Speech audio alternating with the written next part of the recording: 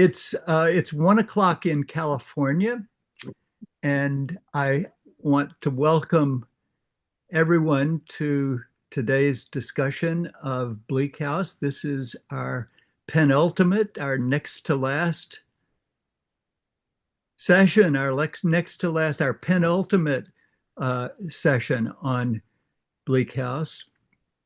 And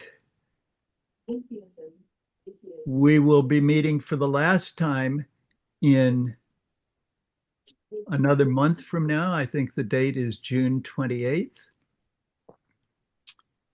And I want to thank people especially for taking time out of their Memorial Day weekend for today's session. I am expecting that attendance may be a little lower as a result of that.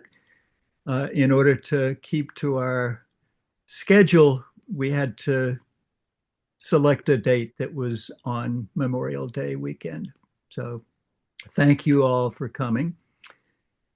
And I'm sort of taking some time to let everyone sign on. But I want to introduce our discussion leader for today, who is Jonathan Cross. This is Jonathan's first time to be a discussion leader, though he has been a faithful attendee at the Pickwick Club of Santa Cruz, and he's also been an attendee at the Dickens Universe. Jonathan has given me a brief bio sketch that I will use in order to introduce him, and then I'll turn things over to him.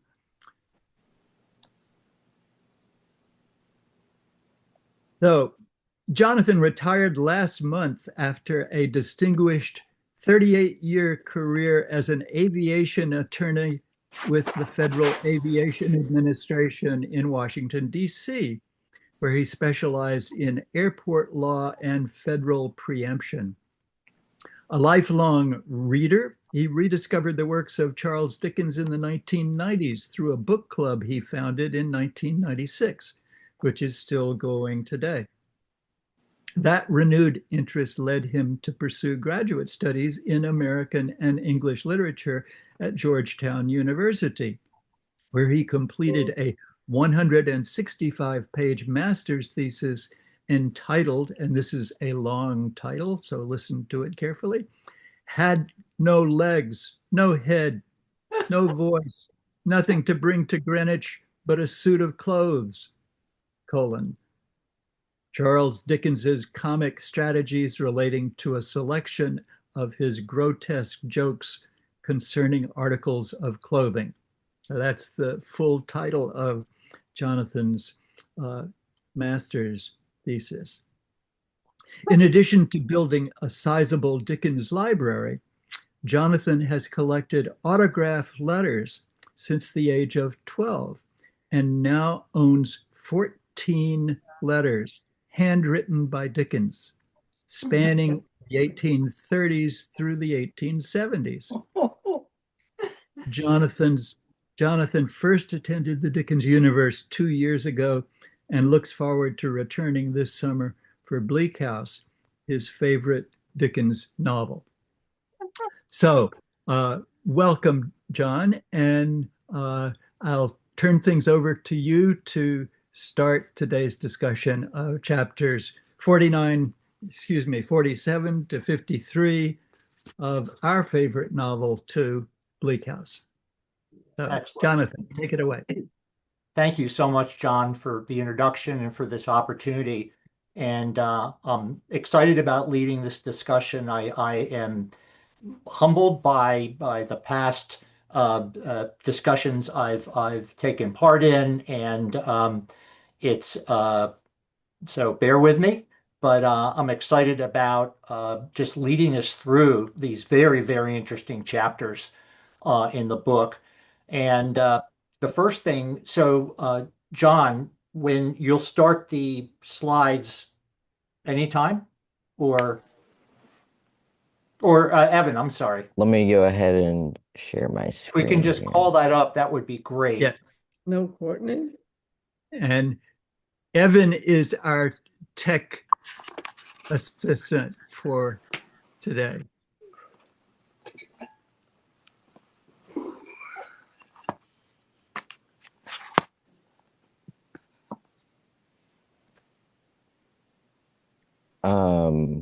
Let me see here.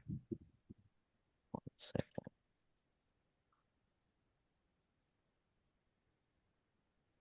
While Evan's doing that, let me just um,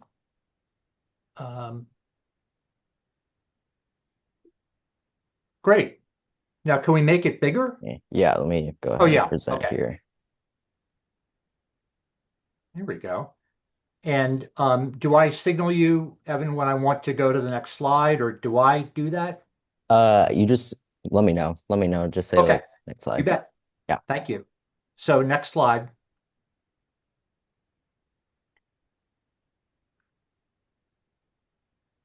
So welcome to Charles Dickens in the 1850s. Um, this is just an interesting quote. I don't own this letter, but it's from the Dickens letters.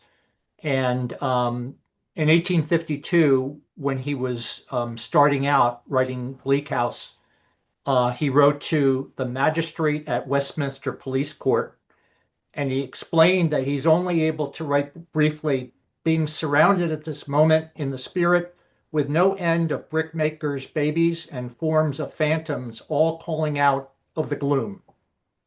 I thought it was a very interesting sort of kind of where he was writing the fourth part, the fourth number, chapters 11 through 13.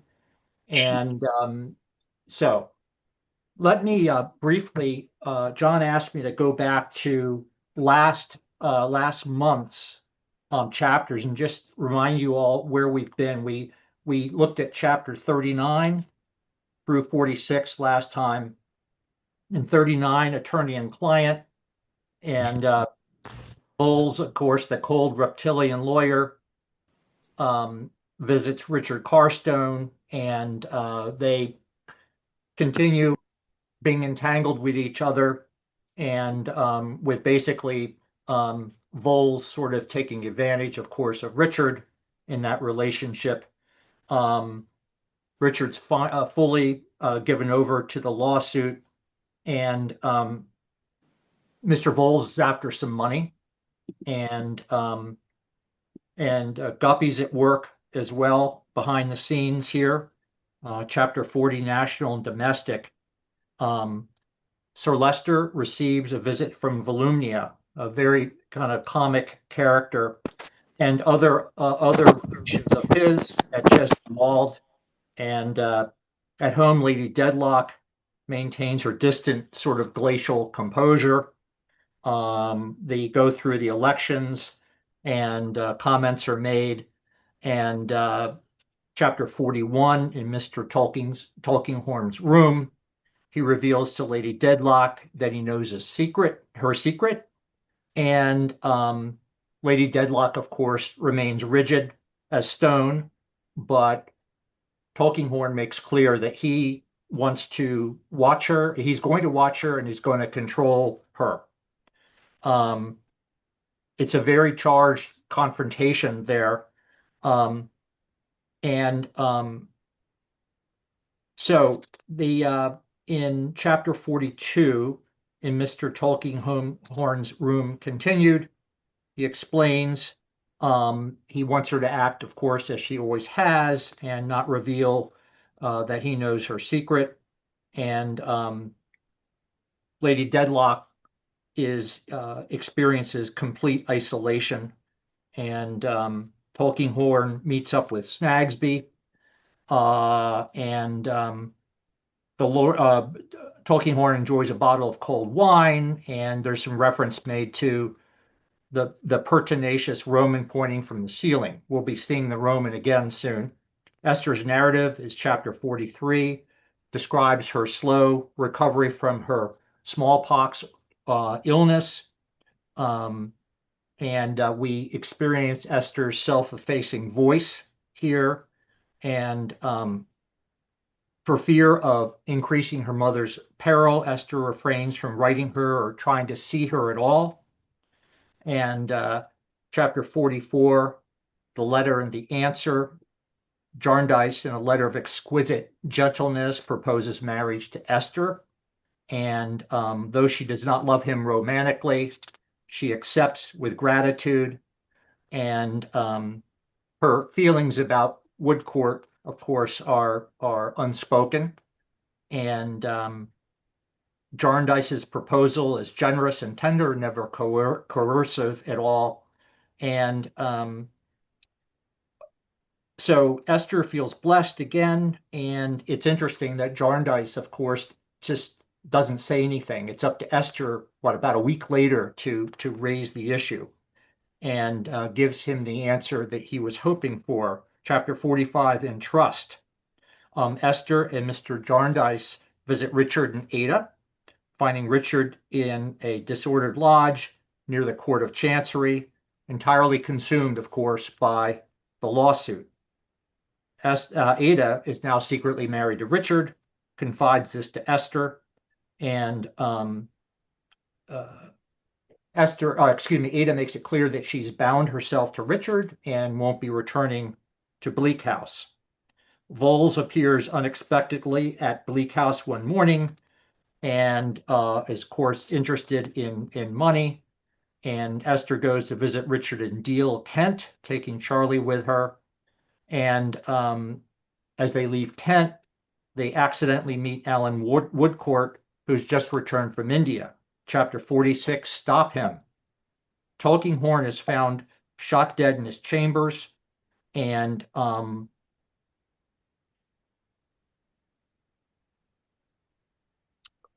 Joe tells a story, running away from Esther, who has taken charge of him during his fever, and was then found by Detective Bucket, who took him to the hospital. So let's jump into next slide. So I just wanted to give you a picture of Chesney Wold. This is an actual house. It's called Rockingham Castle in Leicestershire. And Dickens visited Rockingham 5 times and was very close to Richard and Lavinia Watson, the owners there. Richard died early on, and Dickens remained very close with Lavinia Watson.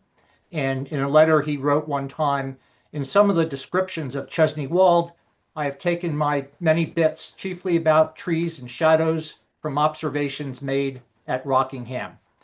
Castle was built by William the Conqueror back in the day, in the 11th century, and it's a fascinating place. I would love to visit it someday. Next slide.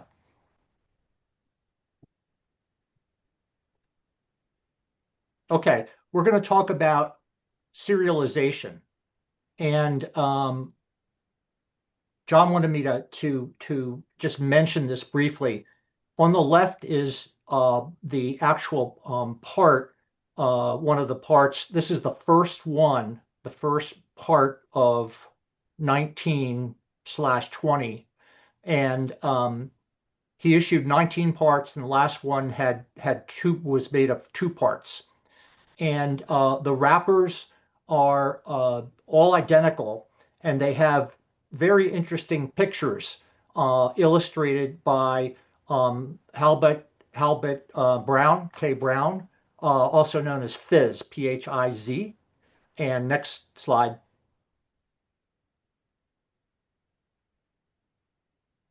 Dickens worked very, very closely with his illustrators.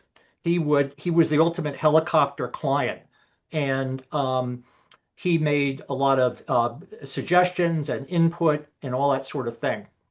And so you may recall that Dickens really, during Pickwick, the Pickwick papers in the 1830s, Dickens used the monthly parts, and it really took off then. And other famous books like Uncle Tom's Cabin, and I can't think of 1 or 2 others, were also serialized in the 19th century. And so in our reading here, part 15, May 1853, included chapters 47 through 49. And so the readers at that time would spend, I forget the unit of currency. It was one coin. What was it? They would cost one, It's a one, shilling. 1 shilling. Yes, thank you. And the last part would cost 2 shillings because you got two parts. And 2 illustrations were included with each number. And then part 15 is our chapters 47 through 49, as I mentioned, and excuse me, 50 through 53 is part 16. And the first group of parts that the first chapters were read, 47 to 49, are narrated by the impersonal or omniscient narrator, but none by Esther, interestingly. And maybe some of you want to talk about the effect of Esther's absence. How is Dickens using the formal alteration of narrators in the novel? Of course, we have the more remote narrator, and what the narrator describes is I would say vastly different than what we get from Esther. And another question is, what is the effect of Dickens leaving his readers hanging for an entire month at the end of part number 15 when Bucket arrests George and hauls him off to prison? And so the readership had to wait a whole month to find out what happens to George. And remember, back then, the reading books was the about one of the few entertainments other than going to a play or a comedy or something in the playhouse. So the readership, it would have been interesting to kind of interview people back then to see what they thought about it. But any thoughts from you all?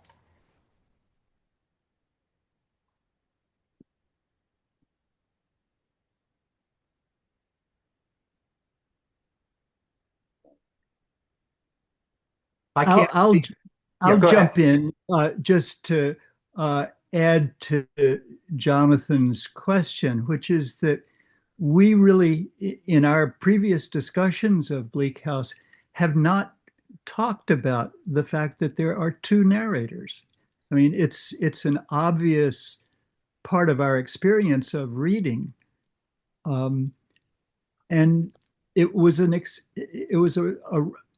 a radical innovation on Dickens's part to use two narrators. Wilkie Collins was doing the same thing in a similar way with the Moonstone and with the Woman in White. But what Dickens is doing is unusual in that one of the narrators is a woman. And of course, this Bleak House is published after the success of Jane Eyre, which is a novel written by and narrated by a female narrator. And I'm curious if people have things to say about this formal innovation. It's part of the form of the novel, this alternation of two narrators. Do you think Dickens's impersonation of a woman narrator is successful? Or does Esther sound too much like Dickens? Is there a voice that we recognize as Esther's voice? And then what about the impersonal narrator? What kind of voice is that? Is it a familiar or an unfamiliar voice? What are its distinctive qualities, and what is it interested in especially? So, any comments about the form of the novel that people would like to make? I see Jenny has raised her hand. Jenny? Yes. Well, first, comment just quickly on the cliffhanger. Dickens did an excellent job of starting cliffhangers, which have gone on right till today, season finales in every show you watch. And in a what? And I have to wait 3 months for this to find out. what a great way to sell a novel. When you buy the book, you can sit down and read it all in one sitting. But in serializing it, he guaranteed an audience by leaving everybody with a cliffhanger. So I think the fact that he was doing that was just incredibly clever. And right away you're thinking George is one of the people we really like, and he's been arrested for murder. What? There's no way George killed Talking Horn, and we're gonna have to wait a month to find out how that turns out. So I think that's a great device he's using to get people to continue to buy his serialization of the book. As far as the double narrators, I think it's a great way because the plot is so complex and there's so much going on that when you're having the omniscient narrator, they're covering parts of the plot that are not really, in Esther's purview. And then you come back to Esther, who's talking about the things where she's directly involved and the characters she's been directly involved with. And I think she does have a very distinct voice when she's on and how she interprets and sees how things are going. Whereas I feel like the omniscient narrator is a lot more critical of things socially, more snarky about, what's happening, particularly in this section where, they talk about Joe and that one paragraph was amazing, about how Joe was just this horrible person that wasn't from Bulago and Tuckapo Indian or whatever. They have such a different perspective in the omniscient narrator, and it allows two plot lines, I think, to run simultaneously because you're learning about one thing from the one narrator, and then Esther comes back and sort of within that same time frame, she's letting you know what's happening in her world, which mostly revolves around Jarndyce and Ada and Richard, and her direct exposure to those people, and then the people she knows peripherally. So that's just Great. my thought on those. Thank you so much. Glenna?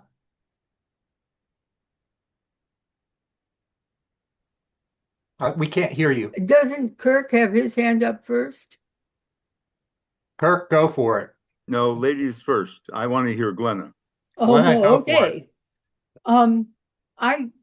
I love the double narrative. I think the device, let me just say that Esther is my second favorite character in all of world literature. My first favorite is Tatiana and Eugene Onegin. I just think that, yes, I think it is not Dickens' voice. I think it's a device for letting us see a person who has had this incredible trauma inflicted on her and the way she copes with it. And her relentless sunniness is because that's her coping mechanism, which I find fascinating. And I just, when you asked the question, I just thought Esther's voice rings so true to me, unlike a famous novel of the 20th century, Ulysses. Molly Bloom's voice just, I can't stand Molly Bloom's voice. I think it's James Joyce's distorted view of womanhood. And so, some male authors can ventriloquize a female character and some can't. And I think in this case, Dickens does it brilliantly. Thank you, Glenna. Kirk? Well, first of all, I also love the structure tremendously. Of the novels I've read so far, this is certainly my favorite. I look at books through a cinematic lens because I'm a movie fan. And the great thing about the hanging episodes, the waiting, is not only, of course, it's great for Dickens as a publisher and money making, but it gives you a chance to reread and think in the intervening time. Unlike the serials of the 1940s and 50s in movie theaters, where they did the cliffhanger in the movie short in order to get you back to the theater next week, you could go back to the theater and watch it again, but most people didn't. So the device is just a tremendously cinematic one in that sense. Also cinematic is the two narrators, which I just think is tremendous. It's like you're cutting from one person to another, from one person to another. And I think the narrator is a person. And I think I've been told that John is of this opinion as well, that the narrator is Esther as an older lady looking back on her life. But I really, really like that a lot. The formal alternation to me is like two different lenses. There's the first person lens, almost the first person viewpoint of Esther, and then there is a more long shot or wide shot perspective of the narrator, allowing for different perspectives. I also feel I also feel warmth versus coldness somehow. I feel that Esther is warmer, and I feel the narrator is colder, and makes me wonder if it is Esther as an older woman, do we get colder in our emotions as we grow older? But that's a great comment. Yeah, great. Sarah. Yeah, I don't have a lot to say to add because it was already said. But Esther describes scenes where most of the scenes she's part of, and she's the main character. So she tells a story from being here and observing what happens. It's very personal. But if we think about the scene that the murder of Talkinghorn was performed, it's not a regular narrator. He describes, like you said, to think about the eyes and the voices that tell him don't go, and then the woman that looks at him. So it's a very special narration that is very different from the personal narration that Esther can provide. Great. Thank you. David, quickly. Yeah, quickly. The third wrinkle is at the beginning of chapter 51, when it's not really Esther describing what she's seen, it's what Woodcourt has told her. Yeah, yes, we'll get to that. That's brilliant. Yeah. But this is just at the beginning, Then it's really Esther. Yeah. But for me, it brings up this question of, did Woodcourt tell her right then, or is this a few months or years later when she's writing the book and Woodcourt tells her stuff? So just another thing that Dickens kind of throws out there. No, that's a great comment, David. We'll get to that later on when we get to 51. Excellent. Kathy, we need to move. Kathy, yes. We can't. The one thing about Esther being the narrator is Esther tends to talk positively about everything because she has this sunny personality. And if someone said the omniscient narrator can be snarky and see the crinkles and the bad stuff. And so Esther is not necessarily, her narration is not necessarily correct because not everything's sunny. That's it. Interesting. Let's go to the next slide.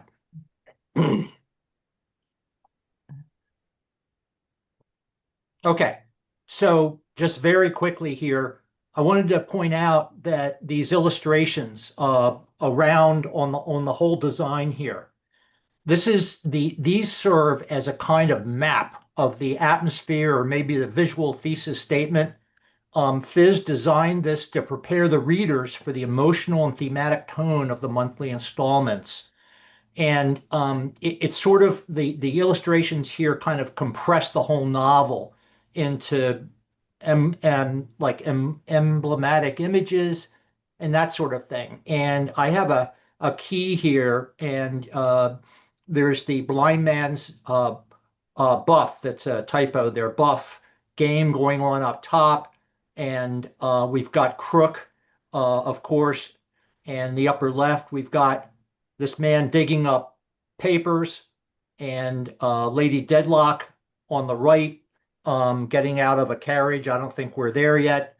And we've got let's see here, move this up here, chess game with human pieces, which is interesting that it's this idea of Tulkinghorn type people who move human beings sort of around at their will, controlling them. And at the bottom center, John Jarndyce is facing, and the philanthropists are around him. And you have this barren vine framing everything. And so there's a lot there. We could spend, a whole hour discussing these illustrations. But I just wanted you to be aware of them. And they're available online, but they're quite interesting. And so this is the first number. And so some of you are probably asking yourselves, how did Fizz know a year in advance sort of how Bleak House was going to, later scenes? And obviously Dickens briefed Fizz. They worked together closely, although at this time their relationship was not great. But they would work closely together, and Dickens must have briefed him sort of on his plan for the novel, and it would have been fun to be a fly on the wall during that meeting. And Pat, yes. Just a quick question. So each segment's wrapper is the same? Yes, that's correct. They're the same illustrations for all 19. Kathy, you have a new question. Your hand's still up. Oh, I don't. Okay, thanks. Next slide. Okay. John also wanted me to discuss the dark plates in Bleak House. This you could spend a whole semester discussing. When Charles Dickens published Bleak House, he decided for artistic reasons that 10 of the 40 illustrations would be dark plates. It's a new technique developed in part by Brown or Fizz. And you may recall that the standard engravings were steel engravings, and they're sort of lighter, and there's no darkness in them. And they worked well for Dickens' early, more comic novels from Pickwick up through the 1840s. And in the late 1840s, Dombey was published, and that's when the first dark plates were used by Dickens. And in the technique to make dark plates, something called a ruling machine is laid down. It lays down a dense, systematic cross-hatching of fine lines across the entire plate before the artist drew his scene. And the result is, as you can easily see, images suffused with shadow, thick, oppressive, tonally dense, in a way that a conventional steel plate it couldn't bring that emotional effect. And the dark plates are overwhelmingly associated with the third person narrative. And this goes to what I think it was David was saying. The third person narrative with a novel's systemic terrors rather than its warmer domestic scenes. And so this helped Dickens describe the darkness and the fog and sort of the emotions of from the narrator's perspective, right? Not Esther's. So, okay, next.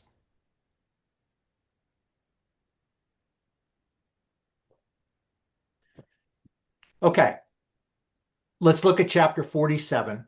Does anyone have a favorite quotation from the chapter? I have two here, but we don't have to necessarily look at those. But anyone want to read aloud one of their favorite quotes from 47?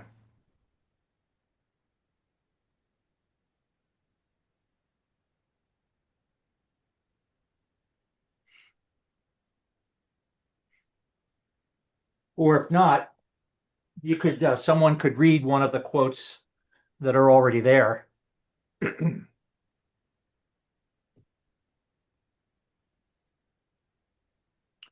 I'll go ahead and read the first quote. After watching him closely a little while, Alan put his mouth very near his ear and says to him in a low, distinct voice, "Joe, did you ever know a prayer?" "Never knowed, no think, sir." "Not so much as one short prayer?" "No, sir, no think at all." "Mr. Shadbands, he was a prayin' onct at Mr. Sangsby, and I heard him, but he sounded if he was a speaking to himself and not to me. He prayed a lot, but I couldn't make out no think on it. Different times there was other gentlemen come down Tom all lones a prayin', but they all mostly said as t'other ones prayed wrong, and all mostly sounded to be talking talking to themselves or passing blame on to others and not talking to us. We never knowed no think. I never knowed what it was all about.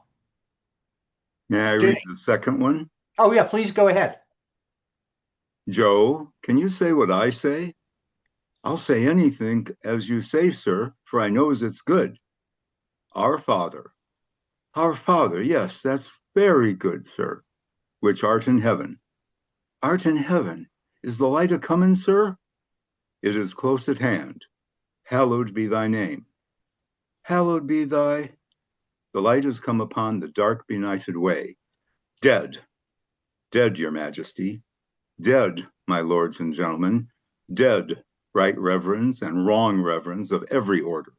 Dead, men and women, born with heavenly compassion in your hearts, and dying thus around us every day. Thank you very much. Ginny? I had a quote I was going to read, but do you want to talk about this one first, or? No, go for it. That's fine. Okay. This is from that same chapter. Joe is brought in. He is not one of Mrs. Pardiggle's Takahupo Indians, and he is not one of Mrs. Jellybee's lambs, being wholly unconnected with Bulaga. He is not softened by distance and unfamiliarity. He is not a genuine foreign-grown savage. He is the ordinary homemade article, dirty, ugly, disagreeable to all the senses, in a body, a common creature of the common streets. Only in soul, then, homely, filth begrimes him. Homely parasites devour him. Homely sores are in him. Homely rags are on him.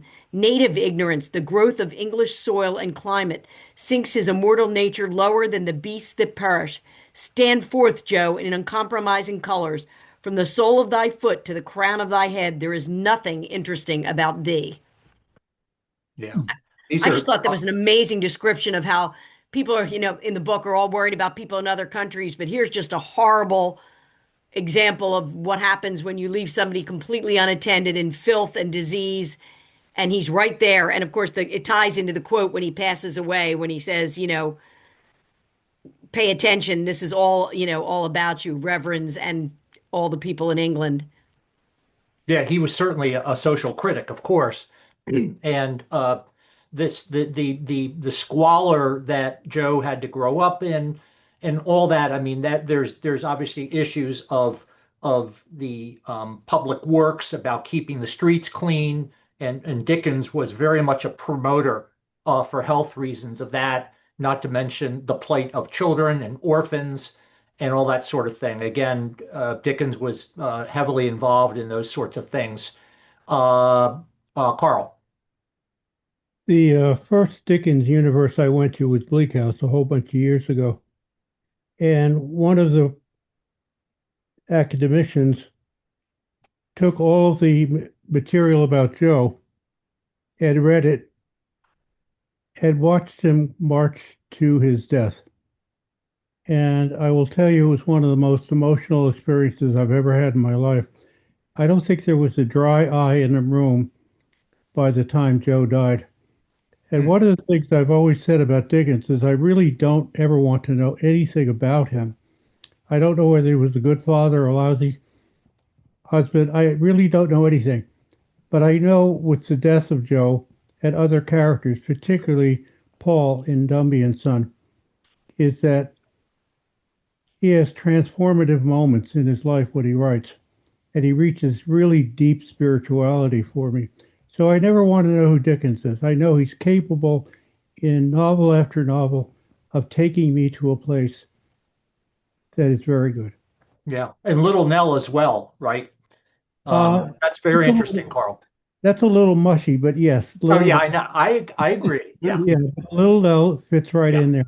But my favorite is Paul Dombey going off on the waters to join his mother. That just moves me. Very, very powerful. Barbara.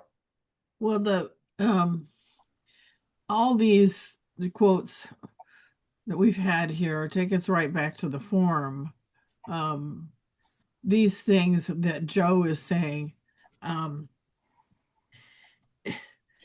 he's talking, and then we have the narrator talking about my lords and gentlemen and the right reverends and the wrong reverends. Esther is not capable of that kind of thing. Yeah, I don't think that's Esther at all. And, you know, you could be somewhat cynical and say Dickens wanted to get his good writing and his parallelism and his clauses and everything in there that he likes to do, playing with the form. But it simply is that in order to do what he has to do, he has to have some narrator that is capable of encompassing the message that he's trying to get across. Yeah, I agree. I think that Dickens is standing up and shouting there. Yeah. You know, that's just how I sort of perceive it. Let's move on. May I just say something? I can't, Yes. I don't have a visual image and I can't raise a hand, but I just wanted to mention that when I read the description of the death of Joe, that particular day, some of you may have seen it in the New York Times, there were pictures of mothers bringing their almost skeletal babies dying of Ebola in Africa. And to me, it was just such an example of how relevant Dickens still is. And to think of our country, for example, now saying millions to USAID, which helps support lives in places like that with the Ebola outbreak, have been cut off. It was such a dramatic picture combined with the description and thinking about what's going on right now. And I will just mention also that I have a sister and brother-in-law whose careers were in Africa, and they were in Bangladesh. They saw villages where everyone had had smallpox. And whenever I've read about Esther and veiling herself and so on, I just think of their descriptions of the huge pox marks on the faces and arms and so on of the people. I think it's something, if you haven't seen it, it's hard for us today even to imagine how horrible it was. Anyway, the relevance of Dickens right now is stronger than ever. Thank you very much. Let's go to the next slide, please. So these are just some possible discussion questions. We're only going to have time to maybe do one or two, and we have a number of more chapters to get to. Do any of you have any questions? We've already discussed 47 a bit. And here's some possible questions that we could discuss, or do you have any that you'd like to present? Maybe just one or two.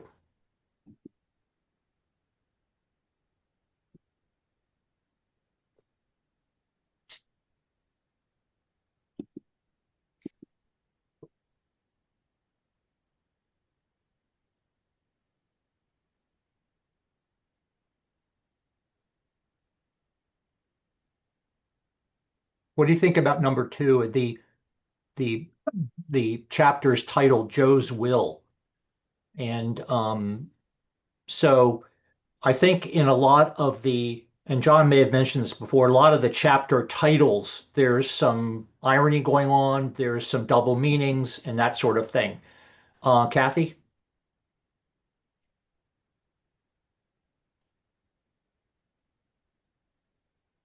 We can't hear you. Two is something I really did want to talk about because Joe's will is, it's foreshadowing because, I mean, you're not supposed to talk about what's coming, but, who's really his father and the person who really helped him the most, which was the first lover of Lady. Sorry. Anyway, long story short is, it's just a really touching part of, and it's a very small part of that chapter, but it foreshadows, what's to come. I just noticed a very interesting comment in the chat that and I forget who wrote it. But the idea was, it maybe Joe's will is that he's wanted to. What was it again? It was. Let me just look for it. His last wish that Esther be told that he did not mean to infect her. That's Yeah, very interesting. right. Peter. Well, it just occurred to me when I when I read that this time that Joe doesn't have a will. There's absolutely nothing that he leaves behind. He has wishes, like he wants to be buried with Nemo, and but he just doesn't. It's like It's like massively ironic because he doesn't have anything to leave anybody. And of course, in a novel, it's all about chancery and people, dragging out wills and estates and everything else. It's like what Joe doesn't. Joe's not even beginning to be a part of that.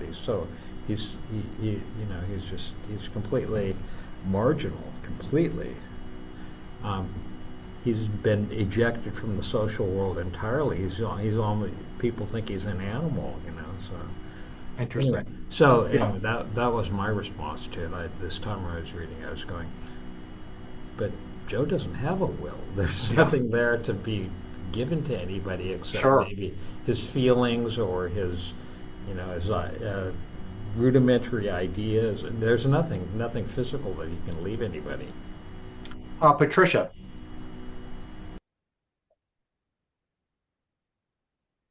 Hopefully you all can hear me. Yes. Well, I live in London, so it's rather late here.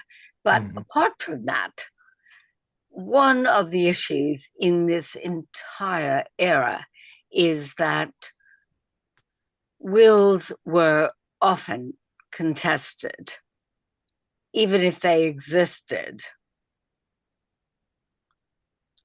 And I think Joe's will inevitably not be protected in any way. Dickens was possibly, believe it or not, pretty good, well, almost good on the legal things, but I don't think he was perfect. But he did live pretty close to most of the courts. So maybe he was better than we think. Thank you. I have no idea, and I'm going to only say that I don't know whether Joe's will have had any real value in English courts of law at the time. Yeah. Leslie, thank you. On the issue of question 4, that the idea of interconnectedness and seeing, I think the idea of disease and illness and communicability of diseases seems to be like the great equalizer. I mean, it affects everybody equally, and I think that Dickens really shows that in the way that it goes from Joe to oh God, what was her name? To Charlie. To Charlie, to Esther, and also moral disease. I mean, the disease is woven of all sorts, is woven through this novel in such amazing ways, and I just think that's a connection. That's a thread that goes all the way through. Very interesting. I'll just interject there, if I may, Jonathan, that I think 2 very relevant things have been just articulated. One is the irony of will, if we think of will as a written document, and Joe is excluded entirely from the world of literacy. Joe is incapable of writing a will, and the legal world has already excluded him from being a witness at a trial because he's illiterate. So it's ironic that the title should suggest a legal document that Joe would leave behind. But if we think of will as a legacy, what is the legacy that Joe leaves behind? And it's a complex legacy. If we think of Joe in relation to Nemo, uh, uh, he was very good to me. That one sentence that Joe says several times about Nemo, who is, of course, Hawden, the father of Esther, is a kind of legacy about human connection and kindness and generosity. And that's one of the legacies that Joe leaves behind. And then the other legacy that he leaves is the disease, that he is a carrier of the disease that communicates from Charlie to Esther, and that is symbolic of the connection between poverty in England in the 1840s, a time of disease of many kinds, cholera in particular, but also smallpox, that is spreading through the entire society, and that shows the connection between the very poor, the abject, the excluded, and the top of society. So Joe's legacy is a complex legacy. Thank you, John, very much. Sarah and Kathy, very quickly. Yes, Sarah. Very quickly, I just read the will as a will to disappear, because this really was a real, very strong will of Joe, and that's what prevented his healing. Because the doctor said, I cannot put him in the hospital, he'll escape, and that's why he died eventually. So that's how I read the will. Thank you. Kathy.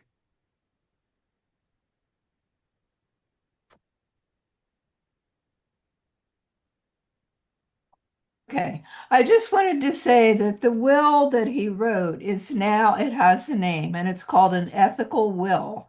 I teach aging, and it's a new kind of will that older people or anybody that, is dying could leave essentially their, the things that they want their family to learn.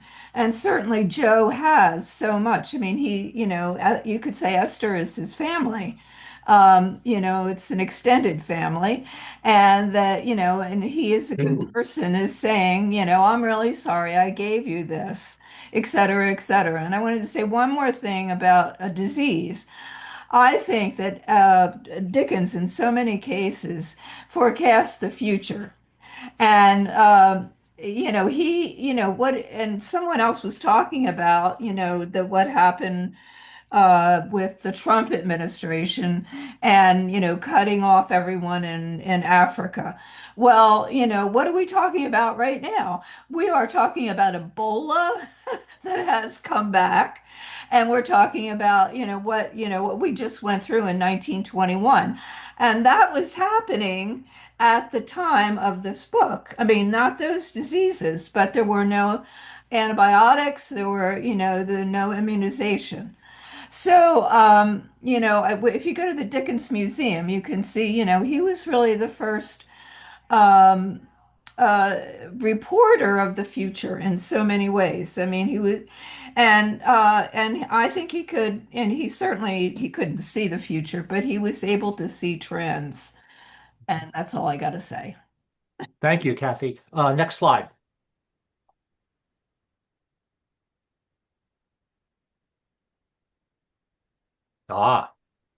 So let's talk about one of the dark plate illustrations. And we've touched on the Roman before. And so this allegory is on Tulkinghorn's ceiling, of course, chapter 48. And does anyone want to discuss how Dickens uses this recurring image as a symbol of fate, guilt, institutional judgment? Does the The finger pointing there implicate the innocent as well as the guilty. And so from chapter 10, here beneath the painted ceiling with foreshortened allegory staring down at his intrusion as if it meant to swoop upon him, and he cutting it dead. Mr. Tulkinghorn has at once his house and office. So interesting that in chapter 10, the suggestion is that Tulkinghorn might cut this allegory dead. Any thoughts?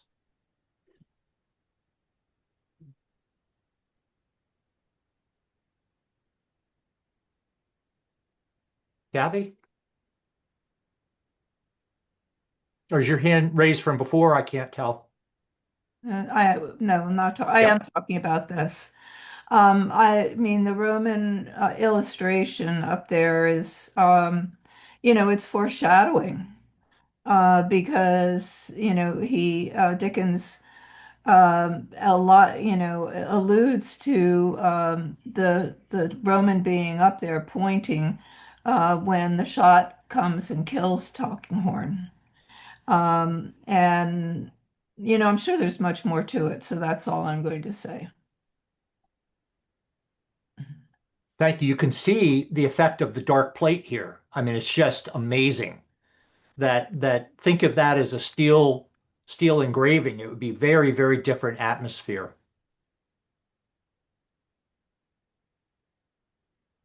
So we can move on. Let's move on to. Oh, okay. Yes. Hey, Sarah. Yeah, can I say just one thing? We always talk about this allegory as referring to Tulkinghorn, but in these chapters that we read, he also used it when he describes the finger of Bucket. Oh, yeah. So it's very interesting. He refers to the allegory also in the context of Bucket when he talks about all he can do with his finger. That's a great comment. It's a reminder that that's not the only finger in Bleak House, and a Bucket. It's sort of a very much of a comic attribute that Bucket has, but there are implications, of course, for it, just like you're saying. And Bucket, he's pointing his finger at George right now, and we'll have to see what happens. So, yeah. Next slide. 48, an amazing chapter. So why don't we look at the eyes? I had included that before in the preview to today. And I'm just going to quickly read it. The chapter includes several fascinating references to eyes that are peering, they're surveying, they're watching. You may recall the gaunt great eyes and the shutters of Nemo's room, right? Peering at his dead body. And these eyes feel uncanny. They're detached from human presence, spectral and ghostly. And so what might these eyes symbolize or expose? The first sentence in the chapter 48, right, begins, the place in Lincolnshire has shut its many eyes again. And then we hear about envious eyes are looking, and then 50 pairs of eyes in this chapter. And 2 long rows of houses staring at each other with a severity, it's like Medusa, right? They turn to stone.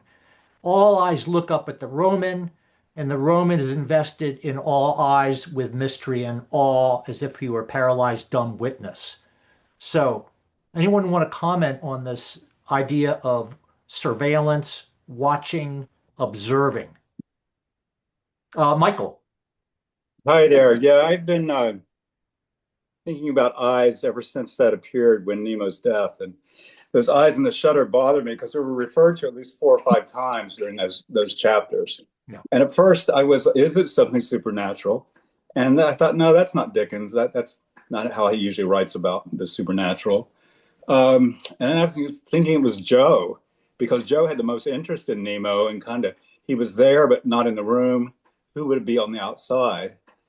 And because he said the gaunt eyes, that made me think about Joe and being poor, and maybe his face looked kind of gaunt.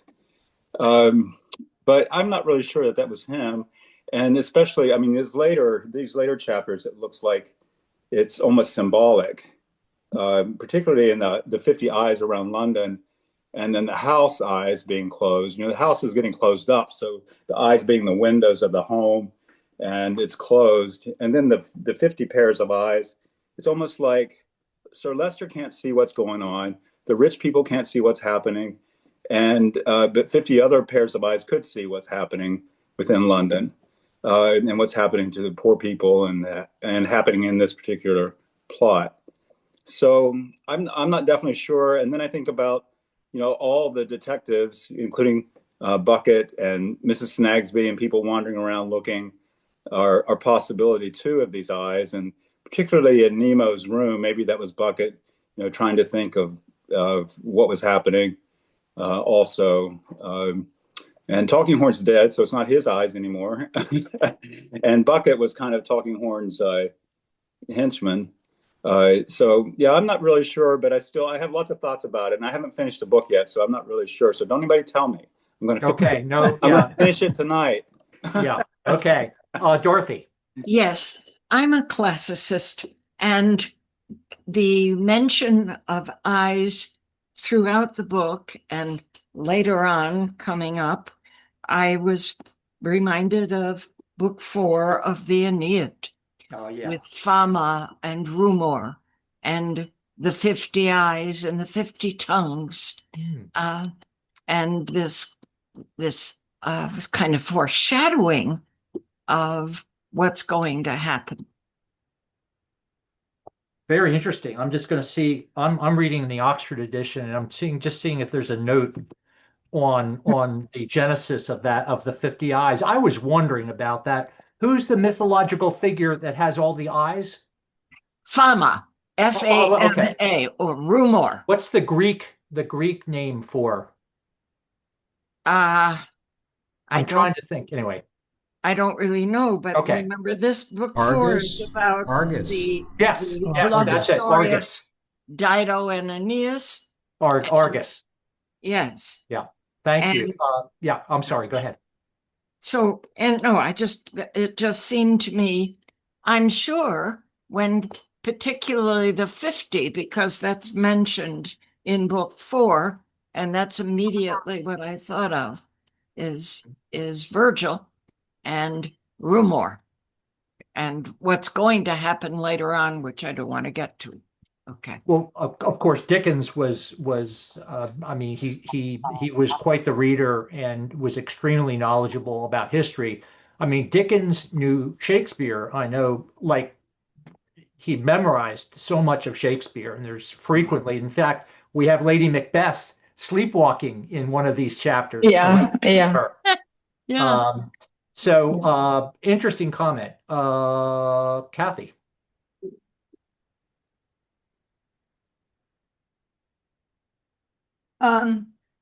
When the sentence that as 2 long rows of houses stare at each other, what Dickens has going here is, I'm sorry? Go ahead. I don't know who that was. I heard something. Is that, you know, it's sort of I don't have a word for it, the opposite of anthropomorphism. He makes the houses really a character in the book. They're personified. Yeah. Exactly. Personification. So, you know, it adds to the plot in that, you know, it's not just houses. You know, eyes are used, you know, obviously looking at the Roman, and so, you know, it's just a technique, I think, that's really great that he's able to use here in broadening the plot. All right. Thank you. Yeah, Sarah. So together with the descriptions of the eyes in the same context, he also talks about voice. Don't go there. Don't go down those stairs. Don't enter this home. So for me, it was the eyes and the voice together.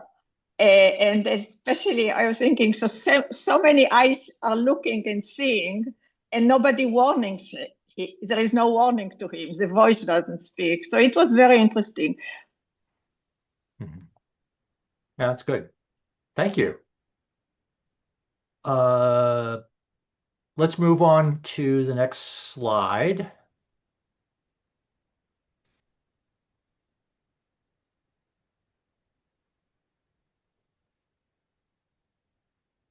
So we're up to chapter 49. And this is out of order. So let's go to the next slide. Hopefully we'll be back on track. Yes, there we go. So 49, very interesting chapter, filled with important events. And does anyone have a favorite scene from the chapter? And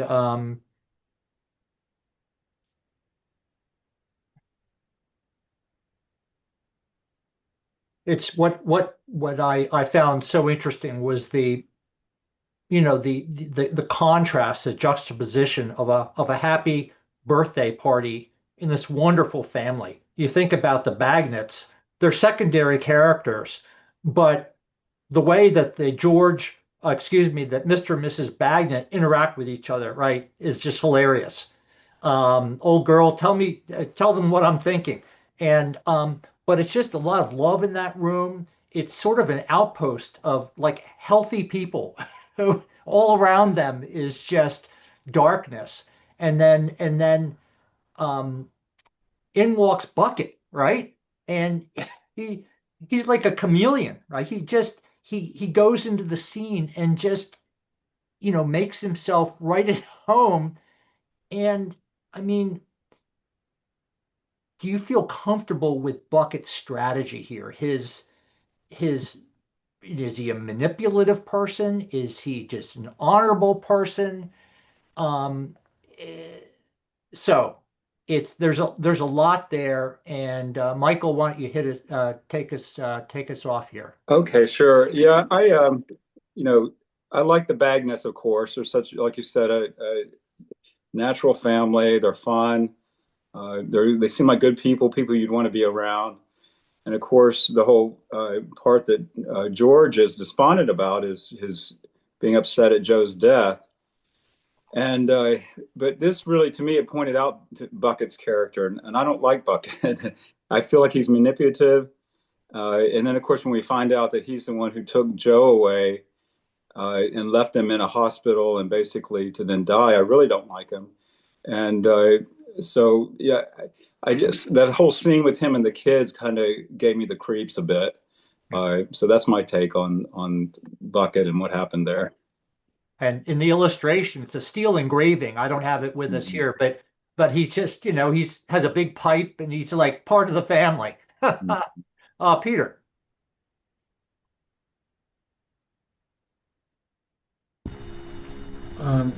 Is this the first time that it's been so long since we started the novel.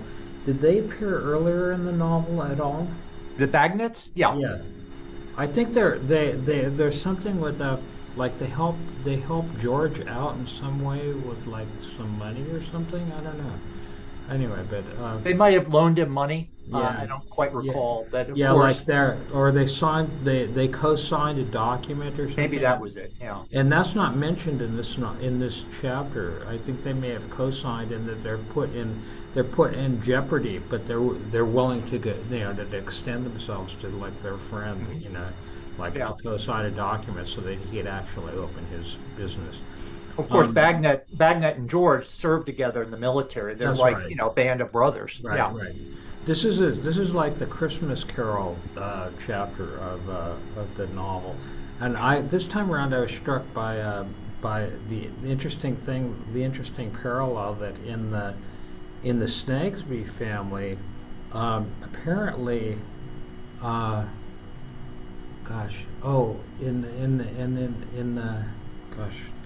the Jellyby family, the father is like sidelined. He's always leaning up against the wall. He's passive and just And in the Snagsby family, it's like the wife has henpecked her husband or something or not. But in this family, it's like it's cool. It's okay that she's actually he actually wants his wife. They're so in sync with each other in some sort of strange way. They're so simpatico that he actually wants his wife to tell everybody what he thinks about things because they're so perfectly. It's a great comment because in Victorian society, of course, I mean that wasn't like that was probably unheard of. Yeah, that's bizarre, and yeah, I wouldn't have thought Dickens would have created such like in the following chapter, Mrs. Bagnet, when she talks to George, she seems to understand George very well, that his obstinacy and his refusal. Yeah. And she harasses him about not getting a lawyer, and she's a very funny character. She's a smart lady. Yeah. Yeah. But anyway, I was just struck by the fact that she's her husband's amanuensis or something Yes, like that. Yeah. That's great. Thank you, Ginny. Yeah, I was Bucket is incredibly devious and clever. Every time he comes into a scene, he makes people feel at ease by talking about something else that has nothing to do with the real reason why he's there, so he can dig up as much information as he can. So when he joins the Bagnets, he's all about how great their kids are and how wonderful, and he keeps telling George how you shouldn't be sad about anything. And instead of George saying Joe just died, he doesn't say a word about that, so he lets Bucket keep thinking about what's going on. And it's the same when Bucket talks to Mercury and asks him about, you could be a model, are you 6'3" or 6'2"? Exactly. And he gets him talking all about being a model so he can finally find out that Lady Dudlock had left the house that night at the same time. So he, like you say, a chameleon, but he makes everybody feel at ease by talking about something that has nothing to do with what he really wants. Somebody, I think last time said he's like Columbo. And he is. He's like, I'm just going to talk about ridiculous things and then turn back and say, but one more questions or you're under arrest. So it's very clever how his, when you think at the time period, like Sherlock Holmes and some of the different detectives that are being brought out into books, that he is somebody who just makes people feel at ease and then he hits them with what he wants. Yep. Dickens was, we've probably talked about, he was fascinated with the police. He would visit the police, the early detectives late at night. He would go on nightly walks with them, and he was fascinated with that. And it's one of the first, not the first, I don't think, but one of the first sort of novels to bring the detective, along with his very good friend Wilkie Collins. They were very, very close and read each other's books and that sort of thing. Great comment, Barbara. Bucket 2 was based on a real person that Dickens knew. Oh yeah, Charles Field. Oh yeah, right, Charles Field. So he modeled him after somebody he knew very well. Yep. But it's great how he just insinuates himself everywhere. Thanks. Yeah, Barbara.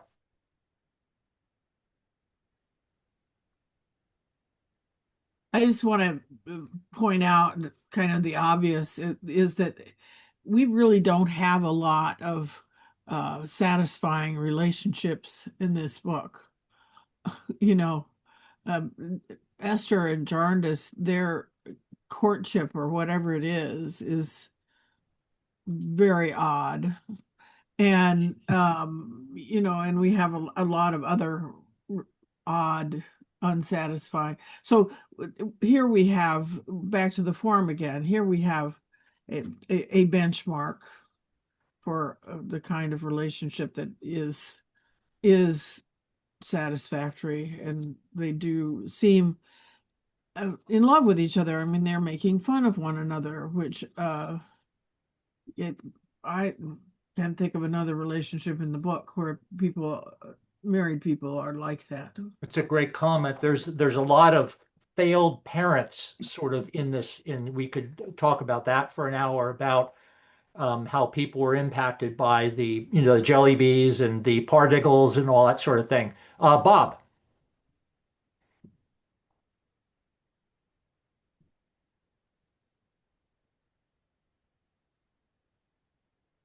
About Bucket, I think some of the most interesting characters are ones as I read it, I'm figuring out who's the good guys and the bad guys. And Bucket first seems like a really bad guy.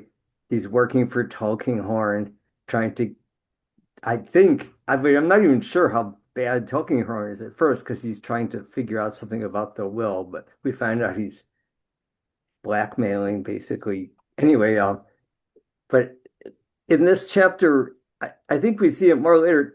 Bucket can be respectful too, like when he makes sure that George is comfortable. Yeah. So I'm not sure in this chapter how phony he's being and how much. I mean, he's friendly to the Bagnets. The Bagnets deserve him to, he sees. Does he treat them that way? Because I mean, they deserve to be treated the way he treated them, but he is deceiving them about why he's there too. And in between his compliments, he's talking about they're checking out the backyard to see if there's an escape route. Right. Yeah. He is on top of his game. Leslie. My take on Bucket is that bottom line is he's doing his job. He's got a job to do and he's doing it, whether he has been called by Talking Horn to help to figure something out, or he's trying to figure out arresting George. I mean, this is his job, and I think his approach is to do it as kindly as he can and humanely. I think that's how I see him. He's certainly conscientious. What kind of detective is Bucket? Great question. Who's his client? Is it the state? Or Yes, that's another way to ask the question. Kathy?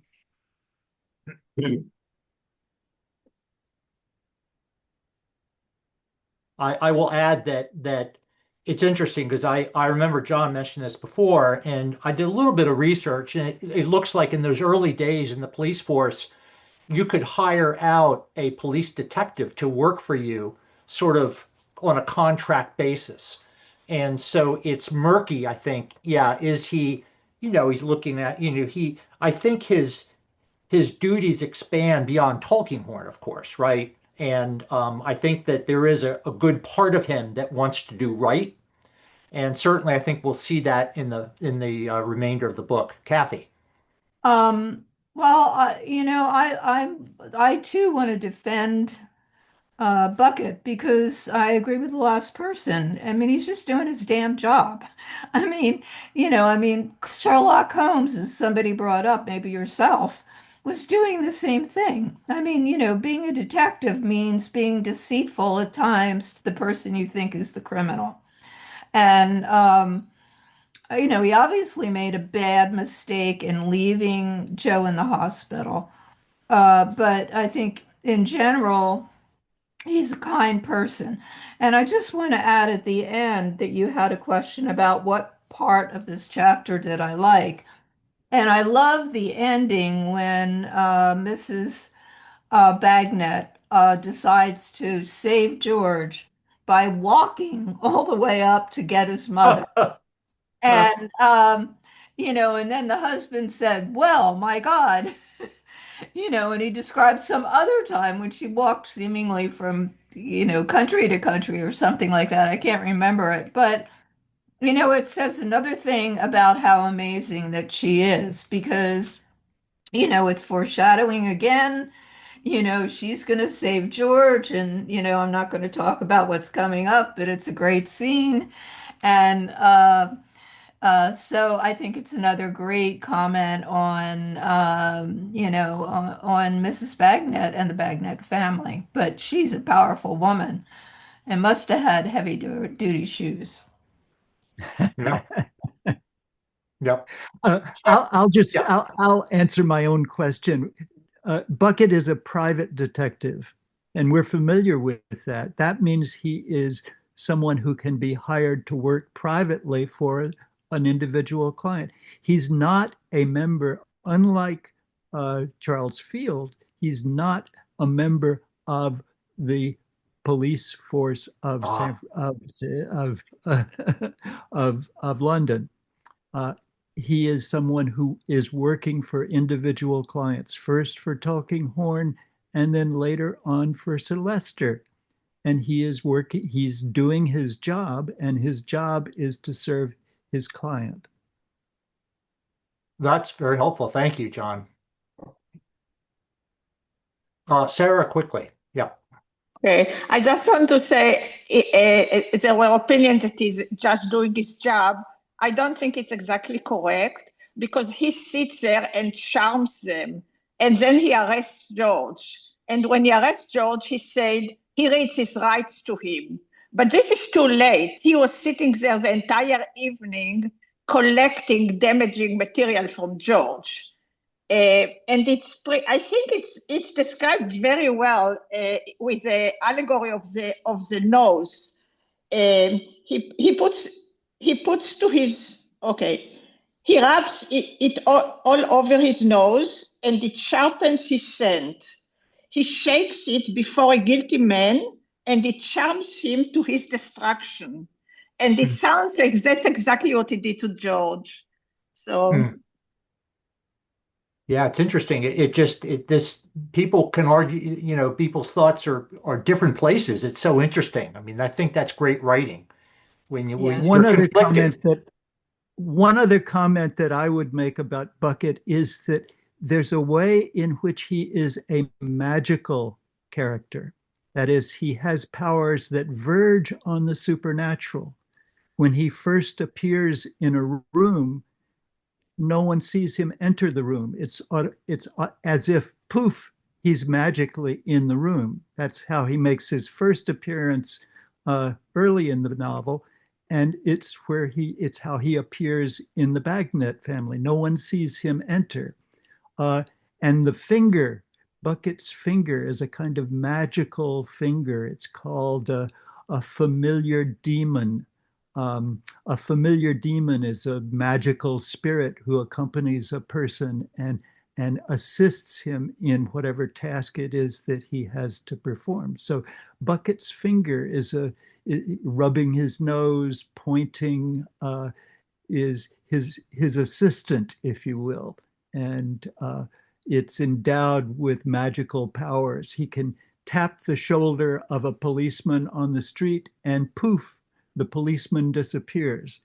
This is part of the comic presentation of Bucket. But Bucket is a very deep character. He's trying to get evidence on George, but he has a deeper game that he's playing. I don't think for a minute he suspects George, but he wants to arrest George in order to produce a different effect. And it's a disguise. It's a kind of pretend arrest. He doesn't really think that George is the guilty party, but he's using the arrest of George in order to get someone else to expose themselves. So Bucket's strategy is a very deep one. Very interesting. Yeah. Very quickly, Barbara, we need to move on. Yeah. Yeah, no, I just want to point out that with Bucket and Tulkinghorn, in this book, there are all these sort of parallel characters, and usually one is of one class and one is of another. And certainly we have lots of descriptions of Tulkinghorn suddenly appearing various places, and then we have Bucket that are doing the same. But there are several of these mirrored characters that are in this book, but I'll stop. No, that's a great comment. And you think of Tulkinghorn lurking in the shadows, in Chesney Wold, watching Lady Deadlock. Okay, next slide. Chapter 50. Okay, Chapter 50. News of Tulkinghorn's murder spreads. Bucket begins investigating the crime closely. Suspicion starts to gather around Lady Deadlock. Bucket examines the circumstances of the night of the murder. Deadlock household's thrown into anxiety and uncertainty. So here are three possible questions. I think the first one is there's a lot here. So Esther is now speaking, right? She's back. Esther misreads Ada's distress entirely in this chapter, projecting her own anxieties about Jarndyce's engagement onto her friend. Esther appears to be unable or unwilling to bring herself to examine her own feelings about Woodcourt and her own ambivalence about her engagement. Is this a failure of Esther's intelligence, a symptom of her emotional repression, or deliberate narratorial strategy Dickens uses to build suspense? What does it reveal about the limits of the first person narration as a form?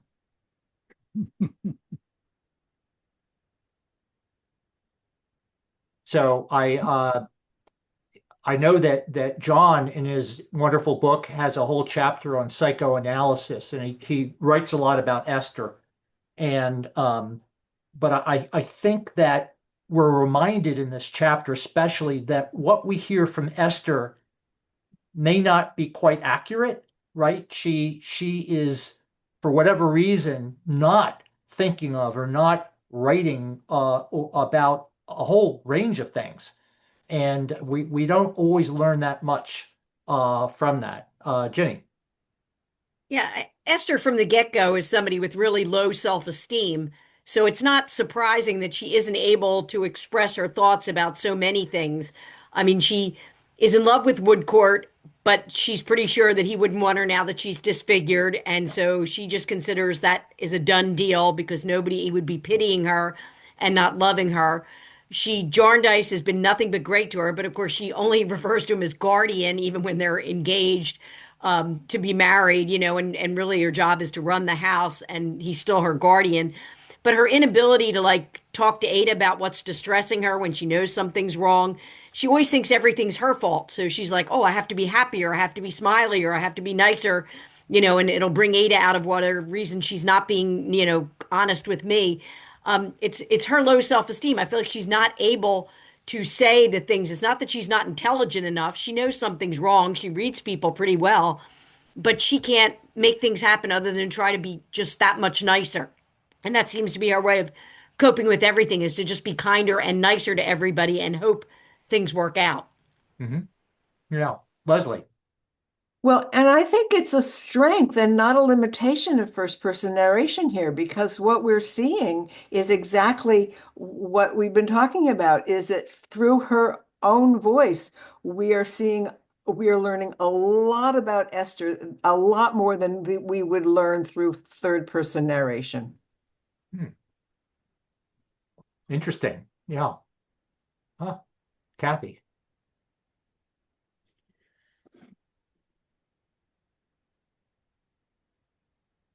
I think it's more, what I said very early about, Esther's narration is not always the best because she wants to put a shiny face on anything.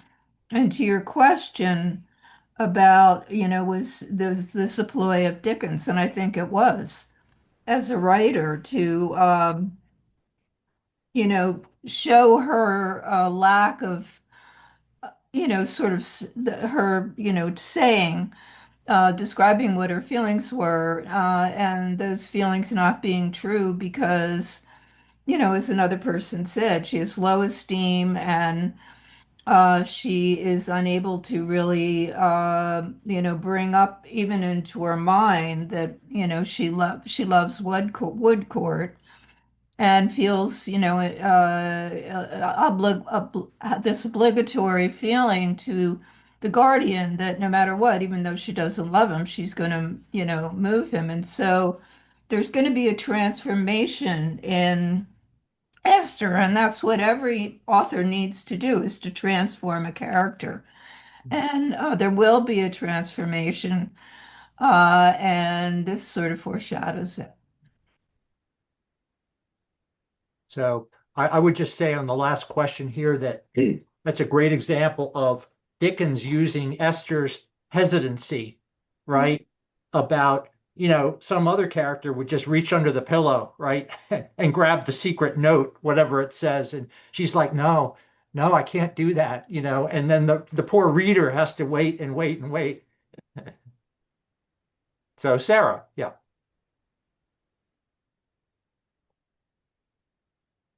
Sarah? So Esther is not completely honest with herself. She's not comfortable. She's not sure she's going to be happy with the new arrangement, but she's trying to convince herself that she can be. She can make herself happy. And you, I think, in the questions that Courtney and as a narrator, there are a lot of things that happen that tell us what is going on without her telling us, because she's not yet aware exactly of what is going on in her mind. So the first thing, we know that she didn't tell Ada right away. This says a lot. She tells Ada only on Ada's 21st birthday. She decides to, and there is a sentence there, I don't have the quote, but by telling Ada, she feels that she accepts it herself. She makes it reality by telling it to somebody else. But she waited a long time to tell it. And then when Ada looks upset, sad, she assumes it's because she's not happy with Esther's choice, which is not the reason, but it shows that Esther is not confident with her choice if she suspects that Ada is not happy.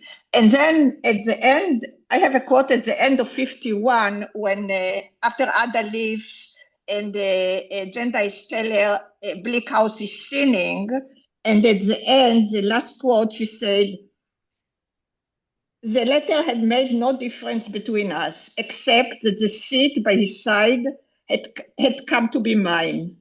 It made none now.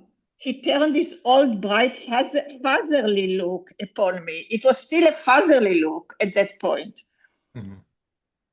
Yeah. He laid his hand on my hand in his old way and said again, "She will succeed, my dear. Nevertheless, Bleak House is sinning fast. Oh, little woman, I was sorry presently that this was always said about that. I was rather disappointed. I feared I might not quite have been all I had meant to be since the letter and the answer." So she recognized that she wasn't what she really needed to be.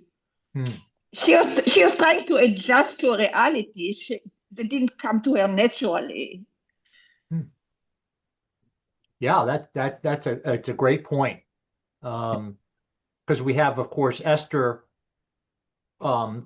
saying, she says, I'm glad to think that Woodcourt was sorry for me, and that he still was sorry for me, I believed.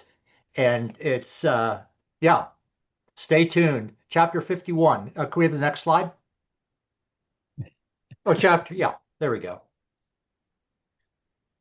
So I want to look at number 2 quickly. Dickens' working notes for this installment reads, in part, Esther and Alan, yes, carry on gently. So look at the next slide. We'll go back to this slide in a minute. Next slide. These are Dickens' working notes. I don't know if we referred to them again, but he began this practice in 1846 for Dombey. And his plots were so complex that he needed to have some means of keeping track. And so this is his working notes for the chapter that we're in right now. And you can see on the far left, it says Esther and Alan. And this is Dickens' markup here. Yes, triple underline, carry on gently. And these are very revealing. There's at least one book, if not 2, written about his working notes. I forget the famous scholar who did that, but it's just another way to look at Dickens, how he worked, how he wrote, and so these were not simply a plan given to a certain serial installment. He usually returned to the pages as he wrote. Before, during, and after the writing of a number. And he used them to conceive, consider, question, decide, document, prompt, and remember things. So let's go to the prior slide. Great. So 52. let's look. Is this the right slide? No, 51. Back to 51. Thank you. So we've got Esther narrating a scene, and someone had mentioned, was it David? I don't know who mentioned this, but this is very interesting. You've got Esther narrating a scene that she had no firsthand knowledge of this scene. Where did she get the information? And she's narrating this whole about Vol's office and what occurred there between Woodcourt and Vol's. How does Dickens' dual narrator structure, with its carefully observed boundary between Esther's first person view and the omniscient narrator, handle moments like this? This appears like a lapse here. Does it undermine or enrich Esther's voice? We don't hear. Oh, also, we don't hear Esther's present narrative voice, right, until she proposes to Ada 4 pages later. Yeah. So we've got 4 pages of I would say, the adult Esther, in whatever state she is, as a grown up looking back, and so a different narrator.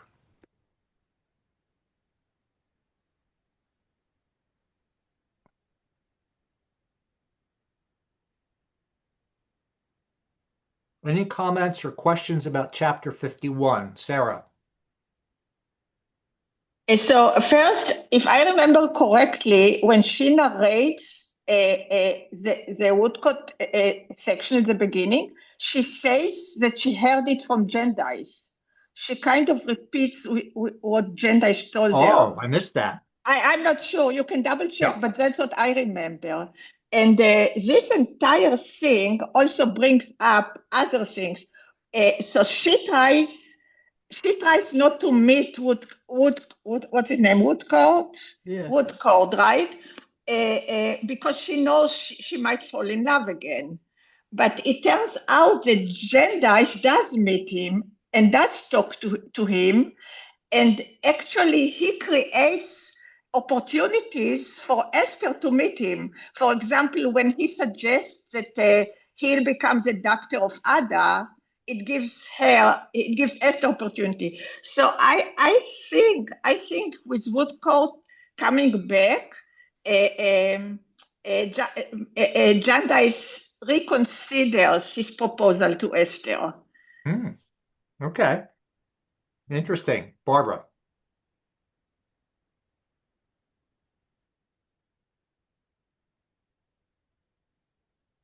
Barbara, we can't hear you here. There we go. I've written voice lost next to the beginning of this. So apparently I was confused as to where she did get this information, but we're leading up to really a horrible, despicable thing, right? We've got Voles saying, we can go on, but there needs to be more money. Well, where could that more money come from? Oh, yeah, Ada still has some property that could be sold off, and we're set up for this really horrible situation that's coming right in this chapter. And I'm just saying, I think he does it pretty well. I mean, we have to get to that, and Esther, as a first-person narrator, can't walk into Vole's office and say, "Are you a conniving shyster lawyer that's trying to get more money out of Richard?" So we have to get that information somehow. Kathy?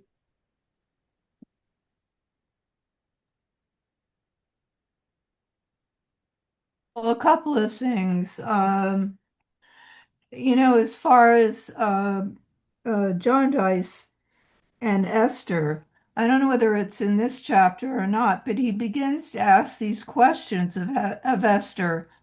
And one of the questions is if the what is the name of the guy, the doctor is Court. Yeah, court, yeah. If he magically came into money, would that be a good thing? And that's foreshadowing because he is thinking at that point that he should renege on on his, w wishing to be the husband because he realizes that Esther really does love the doctor. And so I'm not sure whether it's in this chapter or not, but it's right there and in the book. And I think that the whole Volhes, I mean, I like what Barbara said. I mean, this, I've said before, this hasn't changed. If you do conservatorship in the state of California, the same damn thing is happening. The lawyers will, and it's because I teach aging and I go to court all the time on undue influence. And and this all happens to old people. And they, what happens is the attorneys, know what's going on. They will only take clients who have over 100K, first of all, because they only want their money out of it, just like the attorney here, Volheis, whatever his name is. Bowles, yeah. Bowles. And I used to call it Hallway 101 that never goes to court because the attorneys get together, and this is really true right now, in the hallway and they make a deal. And it's always to the lesser of the client. And so, what's happened in the Chancery continued, until this day. And Yep. so, that's what's, I mean, this is not going away. And that's exactly what's happening here. I mean, Yeah. he's going to take her money because all he wants is money, just the way the Hallway 101 crew over in Santa Clara County. Well, he's got a family. He keeps reminding everybody, I've got a family and I've Oh, got no, children. exactly. They have to have enough money. Exactly. Exactly. Nothing's changed. Yeah, thank you. Just number 3, very, very quickly. What a scene when Esther returns to the building that night to stand outside and listen to the sound of the voices of Richard and Ada. Quietly painful. What does this scene reveal about Esther's emotional life? I mean, what's going on here? It just you imagine her just looking up there, longing for something. Yeah. Anyway, interesting. Kathy, quickly, and then we need to move to 52. Well, I will add to that. They're her family. I mean, before she had no family, and they are her family, and she loves them. And so she is distraught because, I mean, obviously, John Dice and the whole family along with her have seen this, desecration of Esther's now husband, excuse me, Ava's new husband. And they're longing for it to be different. And, no matter what, in the Victorian woman that Ada is, she's going to stick to her man, just like country music says. And that has to make her sad. Yeah, interesting. No, thank you. That's a great point. We only have like 15 minutes. Let's go to 52 quickly if we could. So this chapter is called Obstinacy. Like so many of Dickens' chapters, it's double-edged, and Dickens' clever use of ironic titling. Where do you see examples of obstinacy in this chapter? Of course, we have in prison, George is there, and I think that what John was saying is true, that Bucket knew that if he locked up George, it would force something out. Some new evidence, some new information would come out. And then George suddenly thinks about seeing this woman in black, right, on Tulkinghorn staircase. And so it is very interesting. And so any comments about 52 here? Ginny.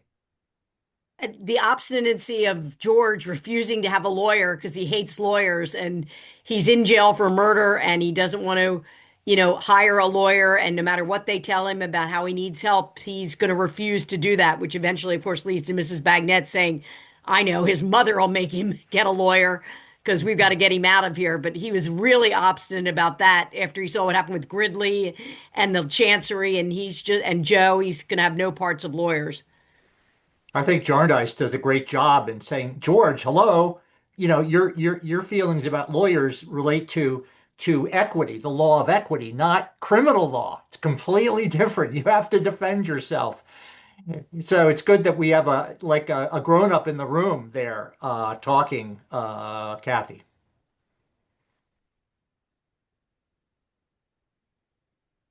I have to say that, in some defense of George, I mean, the law is not, I mean, the whole story is about the incompetency of the Chancery. And, if for him to be afraid of taking on a lawyer, it makes sense in the larger context.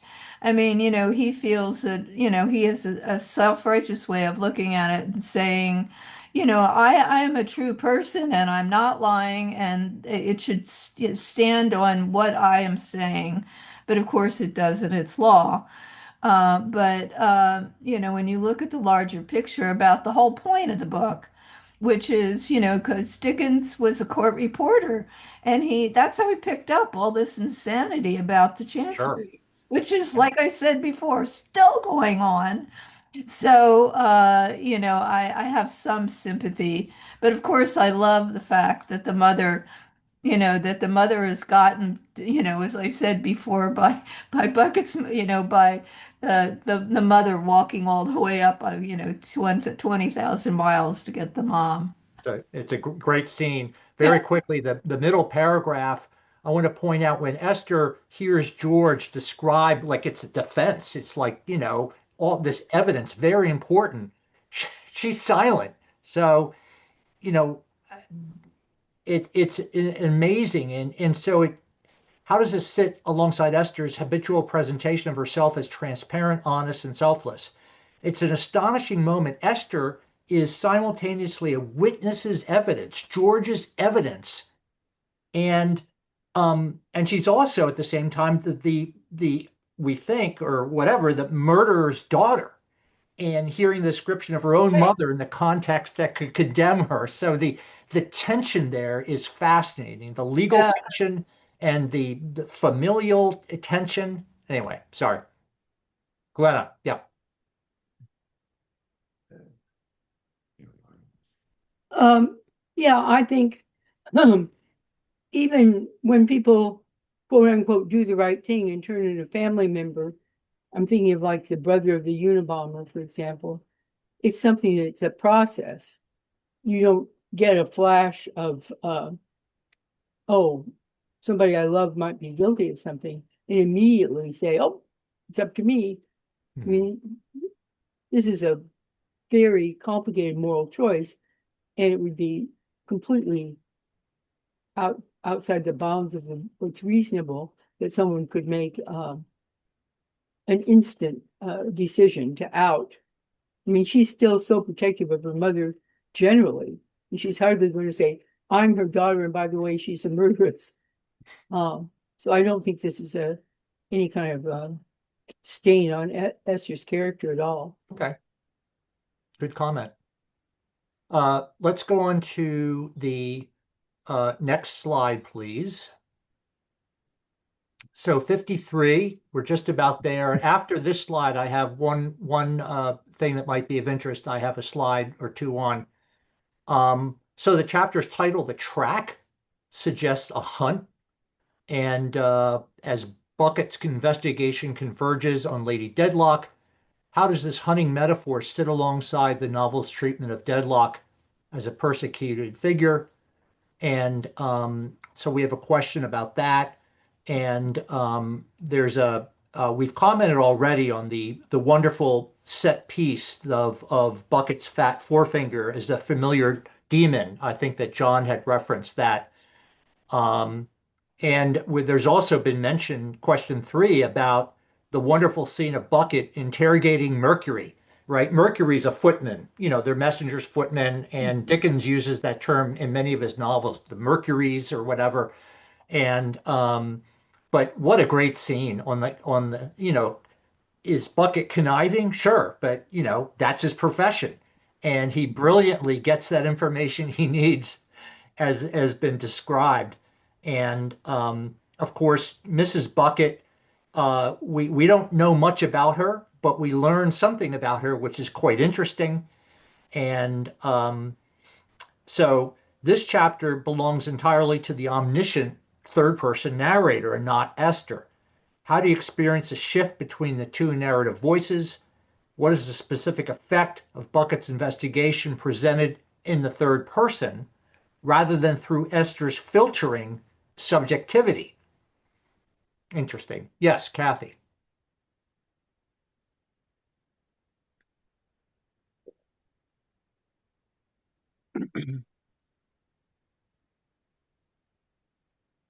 Are you?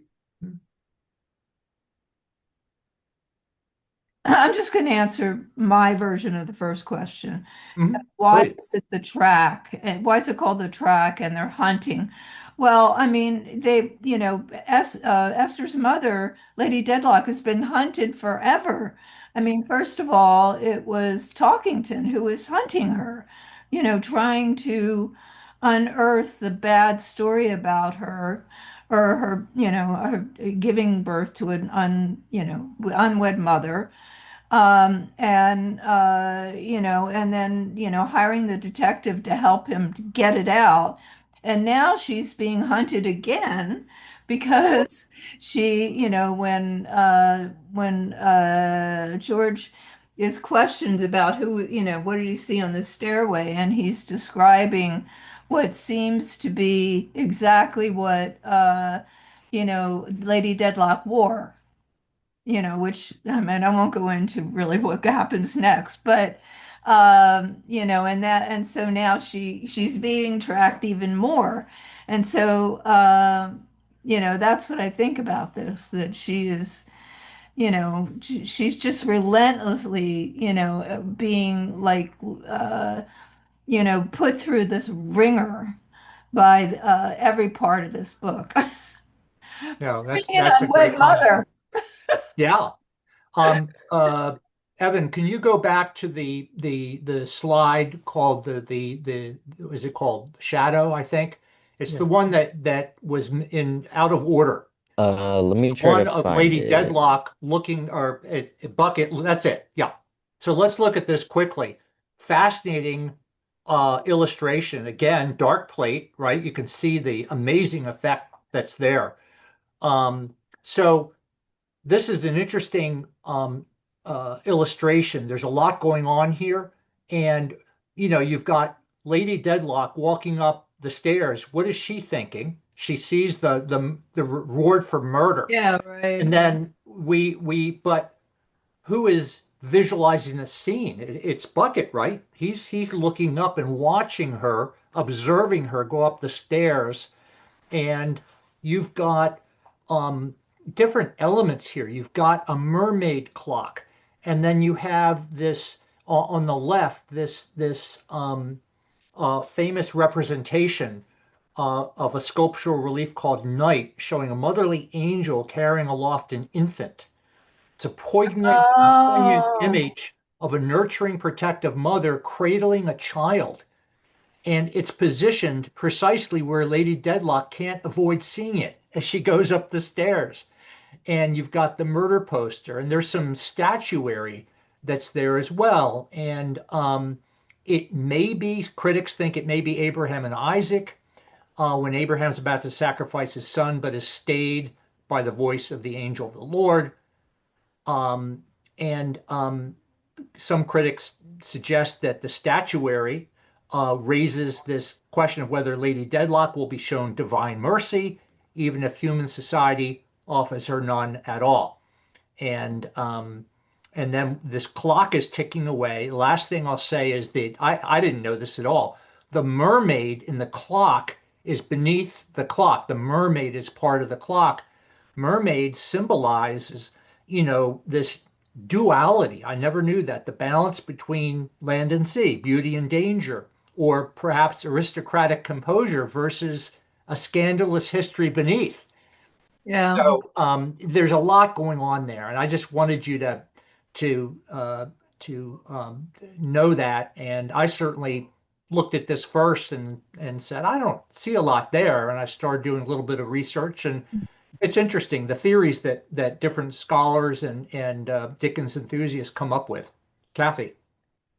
Oh, I'm done. I'm done. Okay, thanks. I love what you said anyway. Yes. Very last, can we go, Evan, quickly to the letter at the end, and then we'll jump back to 53 and look at it for a minute or two. The very end, the last two slides. Yes, thank you. Okay, very quickly. The Bleak House burial ground has always been very interesting to me. I've actually been to the supposed location of that in London, and the text says the gate was closed. Beyond it was a burial ground, dreadful spot in which the night was very slowly stirring, but where I could dimly see heaps of dishonored graves and stones hemmed in by filthy houses, with a few dull lights in their windows, and on whose walls a thick humidity broke out like a disease. Next slide. This is one of my letters on the left, and it's written by Dickens from New York City on his second tour of America, a reading tour. He did it to raise money. He made a lot of money from that, and to see a number of the Americans that he met in 1842 during his first tour. This letter relates to the burial ground. And so when Dickens was coming to America in November 1867, he was in Halifax, and he met on the walking deck of his boat called the Cuba. He met Lady Sarah Hammond Palfrey, an American poet, novelist, philanthropist. Sarah quizzed Dickens about the location of the Bleak House burial ground, right? So he promised her on the ship, I'll write you the directions of where to find the real one when I see you in Boston again. And Dickens knew Sarah's father, a famous Unitarian clergyman, and one of the interesting society people in Boston. In my letter, Dickens is writing to Sarah's father, Dr. Palfrey, and he says, I have this morning received your letter herewith safely, and am truly glad to have it. Will you kindly present my compliments to Miss Palfrey and tell her that I have not forgotten a line or two of direction I am to write for her when I next come to Boston. Faithfully yours, Charles Dickens. So my letter refers to this conversation and the directions to the Bleak House burial yard. Dickens responded to Palfrey in 1868 with the direction of the burial ground. Convey yourself back to London by the agency of that powerful locomotive, your imagination, and walk through the center avenue of Covent Garden Market from west to east. That is to say, with your back towards the church and your face towards Drury Lane Theatre. Keep straight on along the side of the theatre, and about halfway down on the left side of the way, behind the houses, is a closely hemmed in graveyard, happily long disused and closed by the law. That was in 1852, I think. These burial areas were closed. I do not remember that the graveyard is accessible from the street now, but when I was a boy, it was to be got at by a low covered passage under a house, and was guarded by a rusty iron gate. In that churchyard, I long afterwards buried the Nemo of Bleak House. This important piece of information is in redemption of a pledge I gave you in Halifax Harbor, walking on the deck of the Cuba, one bright cold morning in last November. And Dickens' response in that letter, which I don't own, reveals that he knew the spot when he was a boy. And this is intriguing in and of itself, revealing that his desire to explore every nook and cranny of the great metropolis of London. And the actual location, most people think, is the Drury Lane Burying Ground, which belongs to St. Martin's in the Fields, accessible through Crown Court. And today the area is a garden and a children's playground. And that's the one I was at many years ago. And some say it's at Russell Court, who knows. But just wanted to fill that in. We've got 1 minute to go back to chapter 53. If we can go backwards 2 slides, Evan. There we go. Any comments on chapter 53, the track? Oh, we talked about this, yes? Yes. Yes, I'm sorry. Okay. So, thank you for your time and attention. Anybody have any final questions or comments? That sort of thing. I have to keep you over. I have a question, just like when in the chapter when she meets her mom, Miss Dedlock warns her about talking horn very specifically. So she doesn't give her out a lot of information. She's very brief, but she does warn her about talking horn. What was the purpose of her warning? I need to who was the conversation with again? Miss Dedlock, when she talks to Esther and tells her, "I'm your mom." Oh yeah, that under the tree. Yeah. After she knows she was revealed by talking horn. She asks Lady Dedlock if anyone else knows. Oh, I see. The secret. And yeah. She says talking horn. She doesn't use his name, but she says the lawyer. I think she does. Oh, she said. Oh, yeah. She says her husband's lawyer. You're right. Yeah. So I also want to say that on chapter 51, I was wrong. We don't know who tells her the story. She asked the doctor to watch Richard, and maybe the doctor reported back to her in a letter. It doesn't sound like she was there or was with the doctor, but definitely it doesn't say that she heard it through Chandice. It's amazing. It goes on for 4 pages, and I've read the book twice before. I've never noticed that, and so.